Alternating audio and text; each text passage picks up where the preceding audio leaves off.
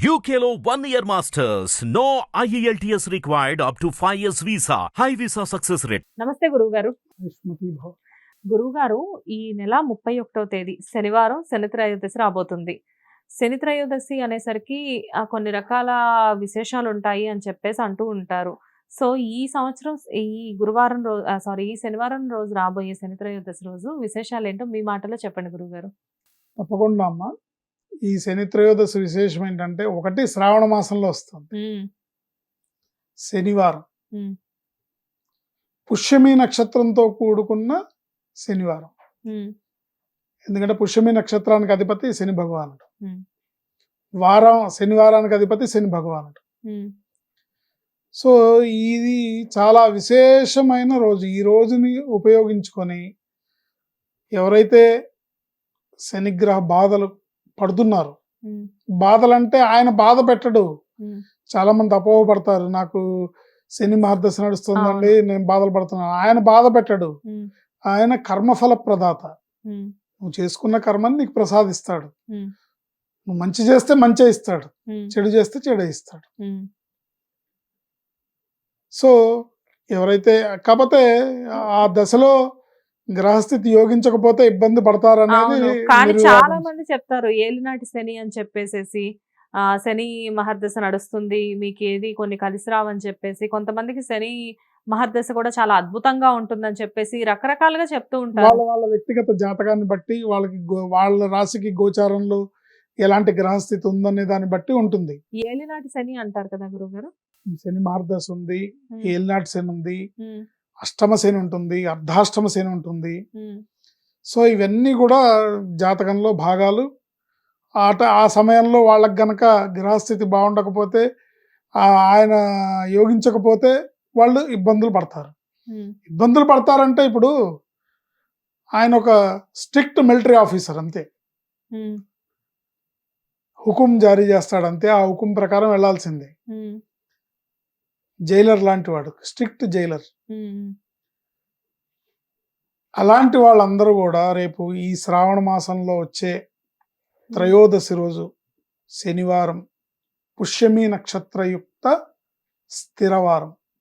అంటే శనివారాన్ని సంస్కృతంలో స్థిరవారం అని కానీ మందవారం అని కానీ అంటారు.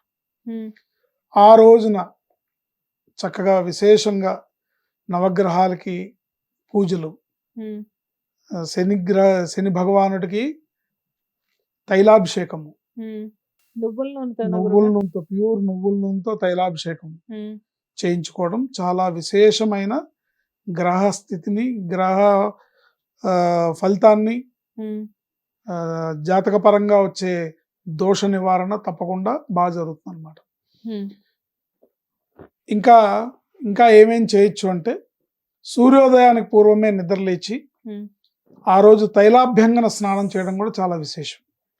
తైలాభ్యంగన స్నానం అంటే ఒంటి నిండా నువ్వుల నూనె పట్టించుకొని స్నానం చేయాలి. తల స్నానం అంటే పాదాది శీర్ష పర్యంతం, అంటే పాదాల దగ్గర నుంచి పైన మాడు వరకు కూడా ఎక్కడా కూడా పొడి లేకుండా తైలం మొత్తం మర్దన చేసుకొని, ఇది ఎవరికి వాళ్ళు చేసుకునేది, చేసుకొని చక్కగా తలంటు స్నానం అంటారే, దొరుకు పండగలు, పుట్టినరోజులు పండగలు వస్తే ఒంటి నిండా నూనె పూసి తలంటు స్నానాలు చేయించేవాళ్ళు. ఇప్పుడు అవన్నీ పిల్లలకి అవన్నీ ఇప్పుడు తెలియట్లేదు. ఇప్పుడు అవి చేయటానికి కూడా తల్లిదండ్రులు బిజీగా ఉంటున్నారు. ఎవరి ఉద్యోగానికి వాళ్ళు పరిగెత్తాల్సిందే కదా. అందువల్ల ఈ బిజీ లైఫ్లో కొన్ని మిస్ అవుతున్నారు. కానీ మన సనాతన ధర్మంలో ప్రతి ఆచారానికి, ప్రతి ఒక్క చేసే పండగలకి, పండగలప్పుడు వచ్చే ఈ ఆచార వ్యవహారాలు ప్రతివి కూడా విశేషమైన ఫలితాన్ని ప్రసాదించేవిగానే ఉంటాయి. అందుకే పెద్దల మాట చద్దన్నం మూట అంటారు. పెద్దలు చెప్పింది ఆ ట్రెడిషన్ ఫాలో చేయాలి. వాటిని మరిచిపోయి, వాటిని పక్కన పడేసి, అవన్నీ కాదని మనం ఇవాళ ఇన్ని రకాల కష్టాలు, ఇన్ని రకాల ఇబ్బందులు పడుతున్నాం. మనం పడినన్ని కష్టాలు మన తల్లిదండ్రులు పడలేదు. మన తల్లిదండ్రుల కన్నా మన తాత ముత్తాతలు వాళ్ళు ఇంకా అసలు కష్టమే తెలియదు వాళ్ళకి. అంటే కష్టం తెలియదు అంటే వాళ్ళకి ఆర్థిక ఇబ్బందులు లేవా, వాళ్ళకి రోగాలు లేవు, వాళ్ళకి ఇంత టెన్షన్స్ లేవు, ఇన్ని అనారోగ్య సమస్యలు లేవు, ఇన్ని రకమైన మానసిక పరమైన ఇబ్బందులు లేవు, రుగ్మతలు లేవు, మాట పట్టింపులు లేవు, చాలా హ్యాపీగా ఉండేవాళ్ళు. ఉన్న దాంట్లో చాలా హ్యాపీగా చుట్టకాల్చుకుంటూ చూరు కింద కూర్చొని చాలా సంతోషంగా హ్యాపీగా ఉండేవాళ్ళు.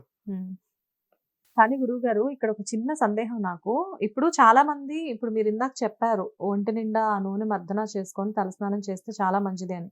శనివారం రోజు కొబ్బరి నూనె పెట్టుకోవడానికే చాలా మంది సెంటిమెంట్ గా భావిస్తూ ఉంటారు. ఆ నూనె ముట్టుకోకూడదు అది ఇది అని చెప్పేసి. కానీ నువ్వుల నూనె అప్లై చేసుకోవడం అనేది అది శుభసూచకం అంటారు మీరు. 100% ఉమ్, ఇక్కడ అప్లై చేసుకొని అలా ఉండిపోవట్లేదు కదా, దాన్ని కడిగేస్తున్నాం కదా, ఉమ్, తల స్నానం చేస్తాం. ఉమ్, సో ఆ దోషాలన్నీ పోతాయి అనమాట ఆ స్నానంతో. ఆహా, ఉమ్, ఆ దోషాలన్నీ పోతాయి. ఉమ్, ఒంటికి నలుగు పెట్టుకొని చక్కగా చేయాలి స్నానం. ఉమ్, చేస్తే ఎవరెవరైతే శనిగ్రహ బాధలు పడుతున్నారో, ఉమ్, ఆ స్వామి అనుగ్రహం కోసం పరితపిస్తున్నారో, ఉమ్, ఆ స్వామి కరుణించాలని వేడుకుంటున్నారో వాళ్ళందరికీ కూడా చక్కటి అనుగ్రహం లభిస్తుంది. ఉమ్. అట్లాగే ఆ రోజు ప్రదోష పూజ చాలా విశేషమైంది.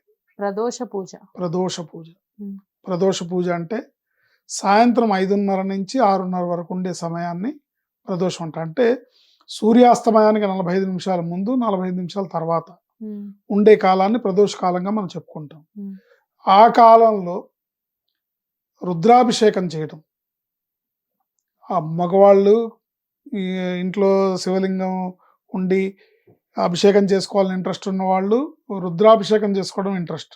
ఉమ్, ఒకవేళ మా వారు బిజీగా ఉంటారండి, నేను పూజ చేసుకోవాలి, ఏం చేసుకోవాలంటే చక్కగా మారేడు దళాలతో ఉమ్, లక్ష్మీ అమ్మవారి పూజ చేస్తే చాలా విశేషం. ఉమ్, ప్రదోష కాలంలో లక్ష్మీ అమ్మవారి పూజ చాలా విశేషం. అఖండమైన ఐశ్వర్యాన్ని, సంపదని తెచ్చిపెడుతుంది. కనుక ఈ శని త్రయోదశి రోజు ఒకటి నవగ్రహాల ఆలయాన్ని దర్శించి నవగ్రహ ప్రదక్షిణలు చేసి శని భగవానుడికి తైలాభిషేకం చేయించుకోవడం, ఉమ్, ఇంట్లో సూర్యోదయానికి పూర్వమే తైలాభ్యంగన స్నానం చేయించడం, తర్వాత ఆంజనేయ స్వామి గుడికి వెళ్ళి ఆంజనేయ స్వామి దర్శించుకోవడం, వెంకటేశ్వర స్వామి గుడికి వెళ్ళి వెంకటేశ్వర స్వామి దర్శించుకోవడం, ఉమ్, ఇవన్నీ కూడా విశేష ఫలప్రదములు. మీకు అందుబాటులో ఏది ఉంటే అది. ఉమ్, మీకు అందుబాటులో వెంకటేశ్వర స్వామి గుడి ఉంటే వెంకటేశ్వర స్వామి గుడికి వెళ్ళండి. మీకు అందుబాటులో ఆంజనేయ స్వామి గుడి ఉంటే ఆంజనేయ స్వామి, లేదు శివాలయం ఉంటే శివాలయానికి వెళ్ళండి. ఉమ్, బట్ ఆ రోజు ప్రదోషంలో ఈశ్వరార్చన చాలా విశేషమైన ఫలప్రదం. ఉమ్, ఎందుకంటే ప్రదోష కాలంలో శివుడు కైలాసంలో ఆనంద తాండవం చేస్తూ ఉంటే ముక్కోటి దేవతలు ఆయన సన్నిధిలో ఉంటారు. ఉమ్, ప్రదోష కాలంలో ఈశ్వరాభిషేకం కానీ ఈశ్వరార్చన కానీ ముక్కోటి దేవతల అనుగ్రహాన్ని తెచ్చిపెడుతుంది. కనుక ఆర్థిక ఇబ్బందులు ఉన్నవాళ్ళు, ఆరోగ్య సమస్యలు ఉన్నవాళ్ళు ఎవరైనా సరే ఈ శని త్రయోదశిని విశేషమైన పుష్యమి నక్షత్రంలో వస్తుంది కాబట్టి, శ్రావణ మాసంలో వస్తుంది కాబట్టి ఈ రోజుని విశేషంగా వినియోగించుకొని మన కష్టాల నుంచి బయటపడి ఐశ్వర్యవంతులం అవుదాం. నమస్తే గురుగారు. ఎంతసేపు వచ్చిందండి?